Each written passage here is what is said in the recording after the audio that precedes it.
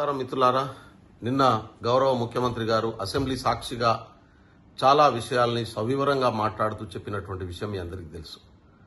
అదేవిధంగా సంధ్యా థియేటర్ దగ్గర జరిగినటువంటి ఇన్సిడెంట్లో ఒక మహిళ చనిపోయినటువంటి విషయాన్ని, పోలీసులు వ్యవహరించినటువంటి తీరును, అదేవిధంగా ఓవైసీ గారు అడిగినటువంటి ప్రశ్నకు సమాధానంగా జరిగినటువంటి సంఘటన వివరాలన్నీ ఆన్ రికార్డ్ ఒక స్టేట్మెంట్ ముఖ్యమంత్రి చేయడం జరిగింది. తర్వాత నిజంగా ఈ స్టేట్మెంట్ తర్వాత, వివరాల తర్వాత ఆ సినిమా హీరో గాని, సినిమాకు సంబంధించినటువంటి బాధ్యులు గాని వాళ్ళలో పాశ్చాత్తాపం ప్రకటించి జరిగినటువంటి దానికి చింతిస్తూ ఆ కుటుంబానికి అండగా నిలబడడం కోసం తీసుకోవాల్సినటువంటి చర్యల పట్ల ఏమైనా స్పందించాల్సింది పోయి, సినిమా హీరో అల్లు అర్జున్ గారు ప్రెస్ మీట్ పెడుతూ తాను 3 సంవత్సరాలుగా పడ్డ కష్టాన్ని, తాను 3 సంవత్సరాలుగా చేస్తున్నటువంటి, తాను ఒక దేవుని దైవాంశ సంబూతుడు అనేటటువంటి భావన వచ్చేటటువంటి పద్ధతిలో తానే కష్టపడ్డట్టు, తాను చేస్తున్నటువంటిది మంచి విషయం అన్నట్టు మాట్లాడుతున్నటువంటి తీరు చూస్తే నిజంగా నాకు చాలా ఆశ్చర్యం అనిపిస్తా ఉంది.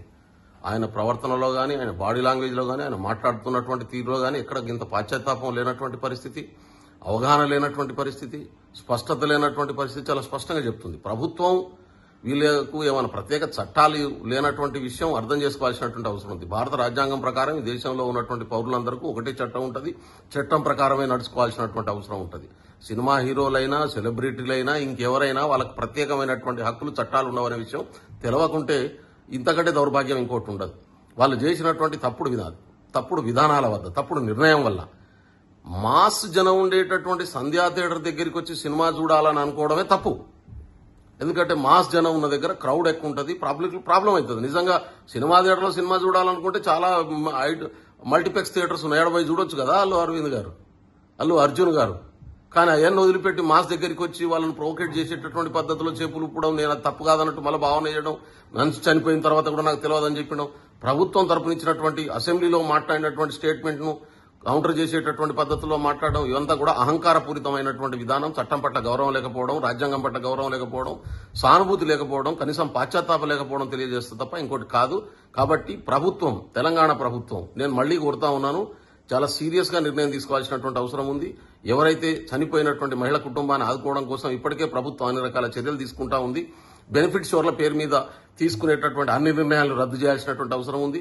వీళ్ళు అతిథులు కాదు, చట్టానికి అందరం సమానం అనేటటువంటి మెసేజ్ ను బలంగా పంపించాల్సినటువంటి అవసరం ఉంది.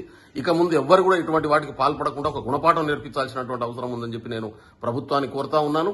ఈ ఆంధ్ర సంస్కృతి నుంచి వచ్చేటటువంటి ఆంధ్ర ఆలోచన దృక్పథ విధానం నిన్న అల్లు అర్జున్ గారు మాట్లాడుతున్నటువంటి మాటల్లో చాలా స్పష్టంగా కనబడుతున్నటువంటి స్థితి కనబడుతుంది. తెలంగాణ రాష్ట్రాన్ని తెచ్చుకున్నది తెలంగాణ సంస్కృతిని బలోపేతం చేసుకోవడం కోసం, తెలంగాణ సాంస్కృతిక విలువలను పెంపొందించుకోవడం కోసం. ఆంధ్ర ఆధిపత్యపు భావజాలపు విలువలు తెలంగాణలో అవసరం లేదనేటటువంటి పద్ధతిలో కూడా చాలా స్పష్టమైన నిర్ణయం తీసుకోవాల్సినటువంటి అవసరం ఉంది.